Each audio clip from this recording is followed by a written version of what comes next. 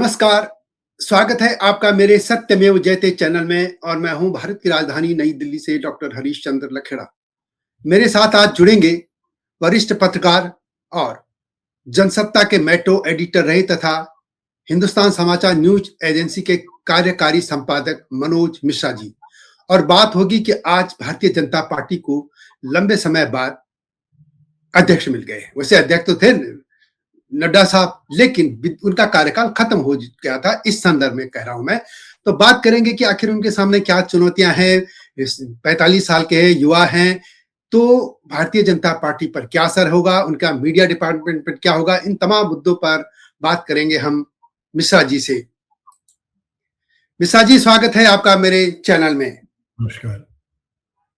मिश्रा जी, जैसे मैंने अभी कहा कि भारतीय जनता पार्टी को नए अध्यक्ष मिल चुके हैं, नितिन नवीन।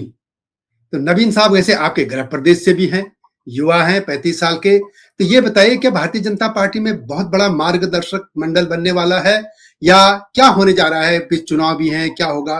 थोड़ा ये जानना चाहता था कि होगा क्या भारतीय जनता पार्टी में? सीधी भाषा में तो कहें तो ये तो या तो ये जो पार्टी में स्थापित नेता हैं उनको नीचा दिखाने के लिए, या ये कह लें कि मेरे पास पावर है, मैं जो चाहूं वो कर सकता हूं, ये दिखाने के लिए।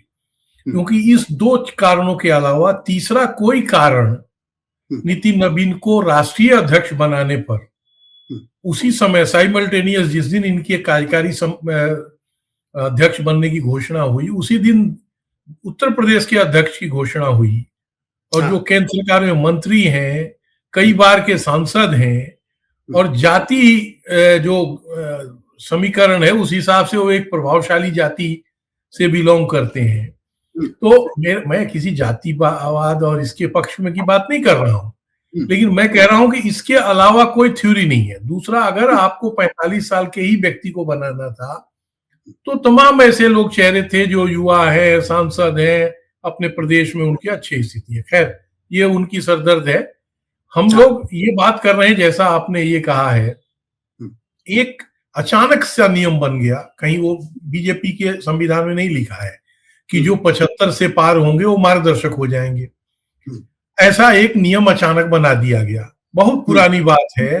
सुदर्शन जी, के.एस. सुदर्शन आरएसएस के सरसंघ चालक थे, और उनकी अटल बिहारी वाजपेयी की जो स्वदेशी, मतलब जो मल्टीनेशनल कंपनियों को भारत लाने की, एफडीआई भारत आने का जो था, उसके वो भारी विरोधी थे। तो उन्होंने उसका विरोध करते करते अटल जी के विरोधी बन गए एक समय। बड़ी मुश्किल से उन्हें बाद में समझाया गया। और आरएसएस में आप जानते हैं कि सरसंघ चालक से ऊपर भगवान ही होता है।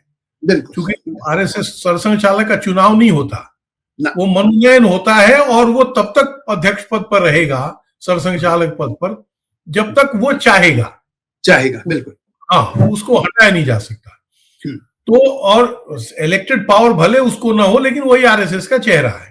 तो और आरएसएस के जो सैकड़ों संगठन हैं उसमें से एक भाजपा भी है। ऐसा आरएसएस के अपने संगठन की स्थिति में है। और हालत बिगड़ते बिगड़ते ये हो गई कि सुदर्शन जी ने एक सार्वजनिक कार्यक्रम में कह दिया कि अटल जी और आडवाणी जी को नए युवा लोगों के लिए अपनी लीडर सौंपनी चाहिए। ये स्थिति बाद में भी बनी, और वो जो अभी सरसंघ चालक हैं उन्होंने भी इसी तरह की बात कही। उन्होंने नाम लेके किसी का नहीं कहा, लेकिन युवा नेतृत्व की बात कही, और मान लिया गया 75। और उस चक्कर में आप जानते ही हैं कि भाजपा के एक से एक दिग्गज नेता, मुरली मनोहर जोशी, शांता कुमार, आडवाणी जी, एक से एक दिग्गज नेताओं को घर बैठा दिया गया, जिसको हम मार्गदर्शक मंडल कहते हैं। लेकिन अब जो स्थिति बनी है हरीश जी, वो सबसे खतरनाक है। क्योंकि 45 साल की उम्र किसी भी ऐसे दल के लिए जो देश पर राज कर रही हो, और जिसके देश के 2/3 से ज्यादा प्रांतों में सरकार हो, उसका अध्यक्ष एक छोटे से राज्य का एक साधारण विधायक बने, और वो भी 45 साल का। तो सबसे बड़ी समस्या अभी जो आप मौजूदा जो भाजपा के कार्यकारिणी है, जो महामंत्री हैं, जो उपाध्यक्ष हैं, जो टीम है, उसमें 80% लोग मेरी जानकारी में, अगर मैं गलत ना हूं, तो वो 45 ऊपर वाले हैं। बिल्कुल, हाँ, हाँ। यानी वो सब जो है वो इनसे सीनियर, माने अगर ये व्यवस्था बनी तो उन सबको घर बैठाना पड़ेगा। और ये इतना खतरनाक ट्रेंड डेवलप होगा इस पार्टी के लिए, पता नहीं प्रधानमंत्री ने और अमित शाह ने, या वही दोनों लोग पार्टी चला रहे हैं, उन लोगों ने क्या सोचा होगा। लेकिन मुझे लग रहा है कि दोनों स्थितियां असह्य होंगी। एक साथ उन सबको अगर बैठा दिया गया घर तो वो असह्य होगा। आपकी जानकारी में जो भाजपा का संगठन महामंत्री होता है वो आरएसएस का प्रचारक होता है। बिल्कुल। और वो लगभग अध्यक्ष की बराबर का हैसियत का होता है। जो सज्जन अभी BL संतोष जो अभी संगठन महामंत्री हैं, मुझे लग रहा है वो भी 60 पार हैं। तो ये इस तरह का कैसे होगा, ये सबसे बड़ी चुनौती तो उनके सामने। हाँ, बिल्कुल। अब हो सकता है बने कहीं और PM बने और घोषणा उनसे हो, लेकिन वो ये कैसे काम ले पाएंगे, ये बात चूंकि ठीक है, नितिन नवीन एक बैठक में बैठेंगे और उनके सामने अमित शाह, प्रधानमंत्री, पार्लियामेंट्री बोर्ड में टिकट फाइनल करते समय, पदाधिकारी बनाते समय नितिन गडकरी और बड़े बड़े नेताओं के सामने राजनाथ सिंह और ये सब होंगे, तो वो एक क्षण के लिए चल जाएगा। लेकिन डे टू डे के काम में मुझे लग रहा है बड़ी चुनौती आने वाली। लेकिन कई ये कॉन्सेप्ट इन्होंने इससे तो लिया, जैसे जिले में एक जो DM आता है IAS अफसर, वो यंग होता है बिल्कुल, और उसके नीचे बुजुर्ग लोग भी बैठे होते हैं। तो कहीं ये कॉन्सेप्ट वहां से तो नहीं आया, ये कॉन्सेप्ट की जो IAS भी तो यंग होता है, उसके नीचे सब बुजुर्ग होते हैं। तो क्या लोकतंत्र की जो लोकतांत्रिक व्यवस्था में पार्टियां होती, उसमें एक अफसर की तरह का पैटर्न चल सकता है? देखिए, ये मुझसे नहीं कहा अमित शाह जी ने, लेकिन मैं हर बार उनके जो भाजपा का जो आयोजन होता है सालगिरह पर सरकार के, उस पर मैं भी जाता रहता हूँ और उनकी बातचीत में शामिल होता हूँ। लेकिन ऐसा कहा गया कि जैसे इंदिरा गांधी ने स्थापित नेताओं को, नारायण दत्त तिवारी, जगन्नाथ मिश्रा, शुक्ला ब्रदर्स, इस तरह से बहुत सारे नेताओं को साइड करके नए नए नेता पदाधिकारी बनाए, मुख्यमंत्री बनाए, पदाधिकारी से ज्यादा मुख्यमंत्री। उसी तरह से ये ट्रेंड जो शुरू हुआ है हरियाणा, मध्य प्रदेश, राजस्थान, सभी राज्यों में जो मुख्यमंत्री, बल्कि आपके प्रदेश उत्तराखंड में मान लीजिए, हाँ, सब जगह यही इसी तरह के चेहरे लाए गए। बल्कि हमारे यहाँ बिहार में भी जिस सज्जन को लाया गया है, ना तो उनका बीजेपी से कोई लेना देना है, ना आरएसएस से कोई लेना देना है। तो किसी पार्टी में रहे, किसी पार्टी से किसी में आए, खैर। और ये ऐसा कहा अमित शाह ने कि ये हम तो मतलब व्यक्तिवादी पार्टी नहीं है, ये तो पार्टी में जिसको तय किया जाएगा वही चला लेगा। और ये साबित करने के लिए भी मुझे लग रहा है कि इस तरह के आपको पता है कि पिछले करीब 1 साल से भी ज्यादा समय से कि जगत प्रकाश नड्डा जी के बदले नया अध्यक्ष बनेगा, ये चल रहा था। और तरह तरह के नाम, 2.5 साल बाद, 2.5-3 साल बाद, 2.5 साल तो नितिन गडकरी तक के नाम लिए गए। शिवराज सिंह चौहान और धर्मेंद्र प्रधान के नाम तो हाल फिलहाल तक चलते रहे। कई नाम, हाँ, लेकिन वो नाम चलते ही भर रह गए। अब इन लोगों के लिए असहज स्थिति होगी कि ये लोग कैसे टैकल करेंगे और इनको नितिन नवीन कैसे टैकल करेंगे। क्या हर बैठक में वो पर्चा पढ़ेंगे नितिन नवीन अमित शाह जी का, या ये हर, मतलब ये तो ठीक है आपने कहा IAS, वहां एक अंडरस्टूड, एक दिमाग में लोग मान लेते हैं कि ये IAS परीक्षा पास करके UPSC करके आए हैं, इसलिए ये हमसे एक मुट्ठी ऊपर है। हाँ, परीक्षा का उसमें दिमाग में तो है, हाँ, ये एक दिमाग में है कि ये आदमी सीधे ऊपर से आया है इसलिए। लेकिन उन्हीं में से मान लीजिए जो 10 क्लर्क हैं किसी कलेक्ट्रेट में, और उसी में से किसी एक कलेक्ट्रेट के क्लर्क को जो सबसे जूनियर मोस्ट है, हाँ, उसको आप कलेक्टर बना दें, तो मुझे नहीं लग रहा है कि ये सामान्य ढंग से वो जिले का शासन चला पाएगा। इसलिए ये जी, मेरी एक ये है सबसे बड़ी बात कि चलिए अब वो तो भारतीय जनता पार्टी के नेता जाने कैसे वो करेंगे, लेकिन अब इनका जो मीडिया डिपार्टमेंट है, क्योंकि मीडिया डिपार्टमेंट इनका जो है वो मीडिया और नेता पार्टी के बीच का एक सेतु है। अब यदि वो सेतु में ही गड़बड़ हो जाए तो फिर कैसे होगा, क्योंकि फिर मीडिया ने इनकी बात ही तो जनता तक पहुंचानी है। तो क्या लगता है कि आपका जो पिछले कुछ लंबे समय से जो मीडिया तंत्र रहा है वो कैसा था, और आने वाले की उम्मीद क्या करते, कैसा होना चाहिए, या नितिन नवीन को क्या करना चाहिए उनको?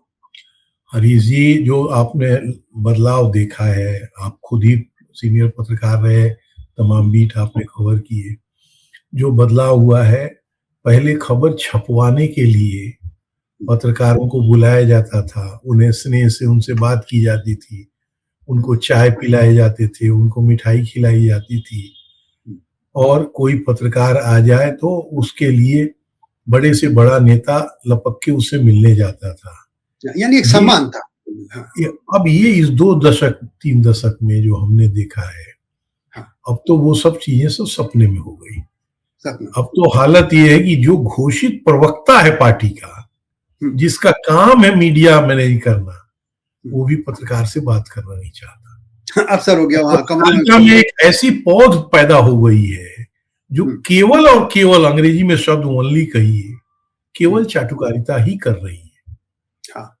हमारे एक सीनियर मित्र थे, मैं आपको अपना निजी अनुभव बताता हूँ, अब वो स्वर्गीय हैं, बड़े सुलझे हुए पत्रकार थे। उन्होंने रिटायर करने पर कहा कि क्यों ना हम लोग एक ऐसा कोई सिंडिकेट बनाए जिसमें हम जो नेता चाहते हैं खबर वो हम लोग लिख के दें, बेचें। अपनी खबर तो हम उनके जो पत्रकार की भूमिका है आलोचना बाकी करें, लेकिन एक हम लोग रखें आर्थिक पक्ष के लिए कि उनकी खबरें लिखें। मैंने कहा कि आप किस दुनिया में जी रहे हैं?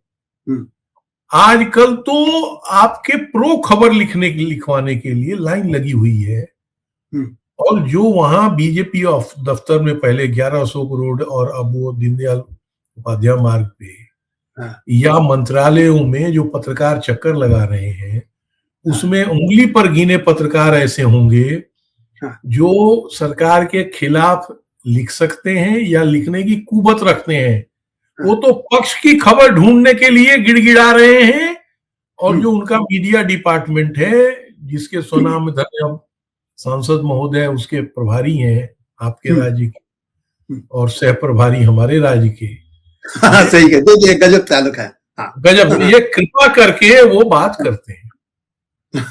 बिल्कुल, कृपा करके बात करते हैं दोनों लोग। क्योंकि वो जो प्रभारी हैं अनिल बलूनी जी, वो आपसे बाद के पत्रकार होंगे या साथ के होंगे, उन्होंने भी थोड़ी सी पत्रकारिता की, बात की। हाँ, एक छोटे से अखबार में उन्होंने काम किया, और बाद में काफी ऊंचे पहुंच गए, ईश्वर उनको और तरक्की दे। बीमार हो गए थे तो अस्वस्थ थे। और जो हमारे राज्य के सह प्रभारी हैं, वो तो आपको जानकारी होगी कि वो तो बीच में थे ही नहीं। उन्होंने तो शत्रुघ्न सिन्हा विचार मंच बनाया था। वो पटना में शत्रुघ्न सिन्हा विचार मंच बना के भाजपा में, जब शत्रुघ्न सिन्हा चुनाव लड़ने आए तो उनको ये लोग चुनाव लड़ाने आए। और शत्रुघ्न सिन्हा किस पार्टी में है, और वो इस पार्टी के राष्ट्रीय सह मीडिया प्रमुख है, और बिहार विधानसभा के विधान परिषद के सदस्य हैं। तो अब और बाकी जो टीम है उसमें किसका क्यों किसी की निजी आलोचना करें? नहीं, हाँ, सही बात। अजय मयूख जी भी भले आदमी हैं और अनिल बलूनी जी भी भले आदमी हैं, दोनों मेहनती हैं, श्रेष्ठ हैं, हम लोग से तो व्यवहार करते ही हैं, व्यवहार कुशल। हमारी जो अपेक्षाएं हैं, जैसे अभी मैं आपको बता रहा था कि सॉरी, कार्यक्रम शुरू होने से पहले की जो पीआईबी से एक एडिशन पत्रकारों का होता है, सुविधाएं तो वापस ले ली गई। बचा है, उस एक एडिशन को भी इतना कॉम्प्लिकेटेड किया जा रहा है ताकि ज्यादा लोग छोड़ न ले, और गलती से आपका एक एडिशन हो गया तो इकलौता जो एक सहूलियत सरकार अभी तक दे रही है, सीजीएच एसेट कार्ड, उसको ऐसा कॉम्प्लिकेट कर दिया गया है कि ताकि ज्यादातर लोग नहीं हो पाए। तो अब इसमें नितिन नवीन क्या कर पाएंगे, ये मुझे संदेह हो रहा है। बिल्कुल, बिल्कुल। अपना बनाने के बजाय ये दुश्मन ज़्यादा कर देते हैं। जैसे एक बार हम पहले भी बात कर चुके हैं, कुछ चैनलों के या अखबारों के जो इनके सिम्पैथाइज़र थे, जो भी थे वो इनके रूठ रहे हैं, कई तरह के मामले, सही बात है। हम तो यही कह रहे हैं कि कोई नई टीम आएगी इनकी मीडिया में, तो उसको ये इन बातों का ध्यान रखना चाहिए। अब पता नहीं रखते नहीं रखते, ये तो भगवान जाने, लेकिन क्योंकि नई टीम तो लगता है आएगी। अब नई टीम तो नई टीम ही आएगी।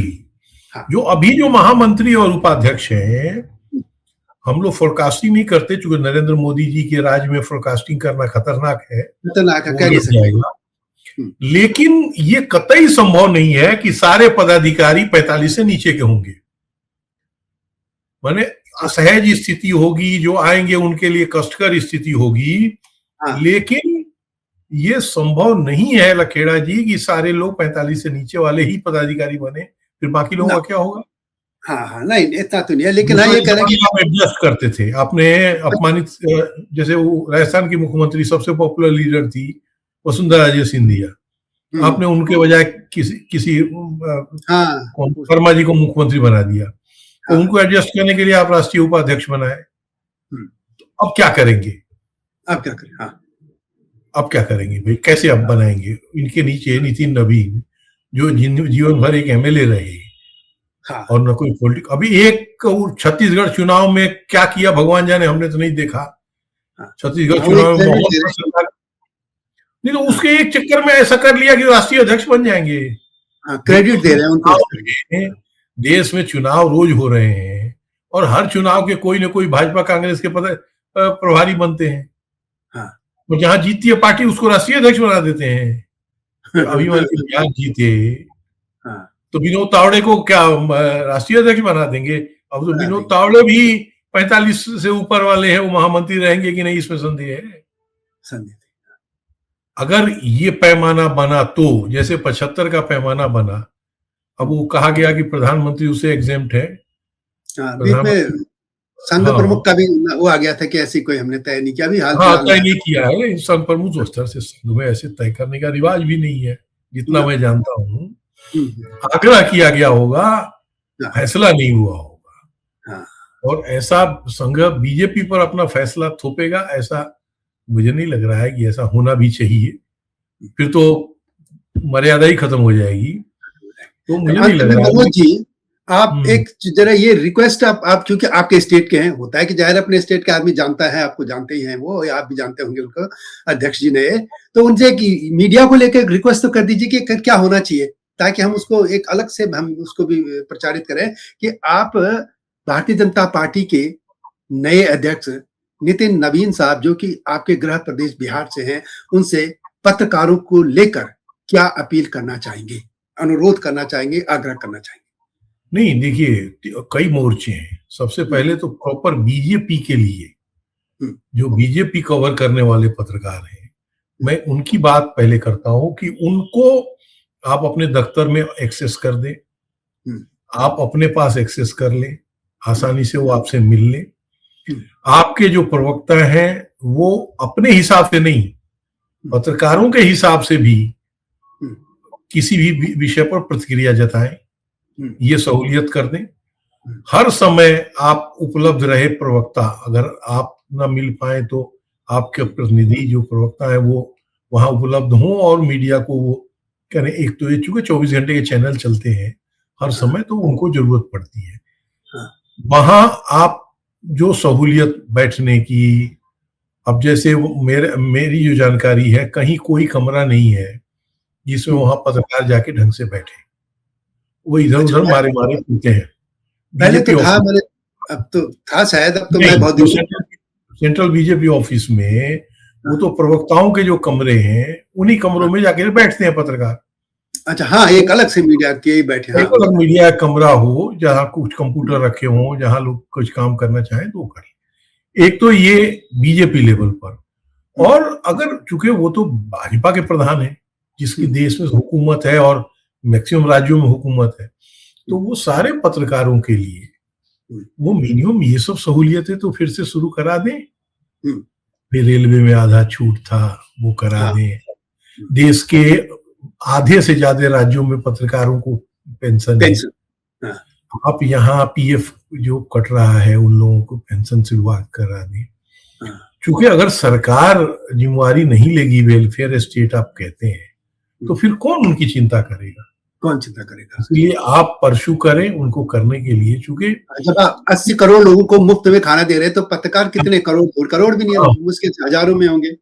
दूसरा, पत्रकार इस तरह की पेशे में है कि वो गुरुद्वारे में या सड़क पर लगे लंगर में वो लाइन लगा के खाना आसानी से अपने परिवार को ले आके नहीं खिला सकते।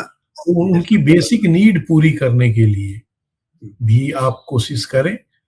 और मेरा जो अपना मानना है, मैं किसी पार्टी का समर्थन या विरोध नहीं हूँ। आखिरी जो वेतन आयोग बना था, मनीषाना वेतन आयोग, जो इलेक्ट्रॉनिक मीडिया पर नहीं लागू हुआ, प्रिंट पे ही लागू हुआ, वो कांग्रेस प्रेसिडेंट सोनिया गांधी के दबाव में वो नोटिफाई हुआ था। ये ब्लैक एंड व्हाइट में लागू तो काफी हद तक अदालत के आदेश से हुआ। तो मेरा मानना है कि आप भाजपा अध्यक्ष हैं, आप नया वेतन बोर्ड आयोग घोषणा हो गई है, उसका समय टेन्योर कर दें और उसमें सारे मीडिया जगत, प्रिंट, इलेक्ट्रॉनिक, सोशल मीडिया, सबको उसमें शामिल करें और उनके लिए कम से कम जॉब सिक्योरिटी, लाइफ सिक्योरिटी, उनके सोशल वेलफेयर के लिए प्रावधान कराएं। मिश्रा जी, इसमें मैं आपको एक बात कह दूं कि सरकार ने जो पत्रकारों का जो वेज बोर्ड टाइप सिस्टम था वो सब खत्म कर दिया है। अभी दिसंबर में एक नए कानून आ गए जिसमें पत्रकार को जो स्पेशल मिला था वो सब खत्म हो गया। पत्रकार भी अब देश के सामान्य मजदूरों के वर्ग में शामिल है। अब कोई वेज बोर्ड नहीं होगा। इस पे हम नई वीडियो बनाएंगे हम लोग। ये हो चुका है, अब कोई भूल जाइए अब वेज बोर्ड या स्पेशल। तो मैं कह रहा हूँ ना, इसीलिए मैं कह रहा हूँ कि अगर ये वेलफेयर चाहते हैं तो उसको बदलवाएं और नया वेज बोर्ड लगवाएं। और इसके अलावा पार्लियामेंट में कम से कम पास तो बनवाएं। पार्लियामेंट में मिलता क्या है, लोग जाने नहीं देते। सीनियर जर्नलिस्टों को भी फ्रीलांस वाला बंद कर दिया। नहीं, देश का जो मीडिया सेंटर करोड़ों रुपए की लागत से बना है, मुझे लग रहा है 300-400 करोड़ की लागत, वहां आप एक्रेडिटेड पत्रकार की संख्या दिन प्रतिदिन घटाते जा रहे हैं और एंट्री वहां एक्रेडिटेशन पत्रकारों से ही होगा। भाई जो सामान्य पत्रकार वहां क्यों नहीं जाएगा प्रेस कॉन्फ्रेंस में? अगर केंद्र सरकार का पत्रकार प्रेस कॉन्फ्रेंस कर रहा है तो उसमें सामान्य पत्रकार क्यों नहीं जाएगा? हाँ, जो डेस्क में है उनका तो पीआई भी बनता ही नहीं है, तो उनका क्या होगा? नहीं, ये जो छोटे अखबार हैं, या लोग सोशल मीडिया पर काम कर रहे हैं, अगर वो चाहते हैं जाना तो कैसे आप रोक देंगे? और उनको पत्रकारिता का अनुभव है। तो मेरा मानना है कि एक तो आप सबसे सर्व सुलभ हो, आप बोलें कम। हम ये नहीं अपेक्षा कर रहे हैं कि आप से हम पूछें कि आप सरकार के खिलाफ बोल दें। आप बोलें भले कम, लेकिन आप उपलब्ध रहें। जिन विषयों पर आपको रिएक्शन देना है उस पर आप दें। अगर आप किसी कारण से नहीं देने की स्थिति में है तो आपका ऑथराइज प्रवक्ता हर समय उपलब्ध रहे, फोन पर उपलब्ध रहे, दफ्तर में उपलब्ध रहे और वो जवाब दे। और पत्रकारों के वेलफेयर की बात, भाई आप जो सड़क पर रहने वाले लोग हैं उनके वेलफेयर की बात आप कर रहे हैं, धरना सेठों के वेलफेयर की बात आप कर रहे हैं। मैं किसी बड़े सेठ के नाम नहीं लेना चाह रहा हूँ। और पत्रकारों को के लिए कुछ आप करने की आपको कोई जी। अंत में एक बात मैं भी कहूंगा कि आपके यहाँ जो भी पत्रकार, आप तो नहीं पूछते, लेकिन हमारे समय में जब लोग जो पत्रकार तीखे सवाल पूछते थे उनसे अपने पार्टी के प्रवक्ताओं को कहे कि उनसे नाराज ना हो जाए, नाराज हो जाते थे, उनको नाम नहीं पूछवाते थे। खैर, तो अंत में मैं भी यही अनुरोध करूंगा नए अध्यक्ष नितिन नवीन साहब से कि मीडिया को लेकर भी देखें कि उनके संबंध अच्छे बने, क्योंकि वो एक सेतु है जनता और आपकी पार्टी के बीच में और सरकार के बीच में भी होता है। तो मिश्रा जी, आप मेरे चैनल में आए, बहुत बहुत धन्यवाद। तो मिलते रहेंगे आप लोगों से इस तरह के मुद्दों के साथ। और यदि आपको वीडियो पसंद आती है तो शेयर भी कीजिए, लाइक भी कीजिए और चैनल को सब्सक्राइब करना ना भूलना। जल्दी आऊंगा नए मुद्दे के साथ, तब तक नमस्कार। धन्यवाद। नमस्कार।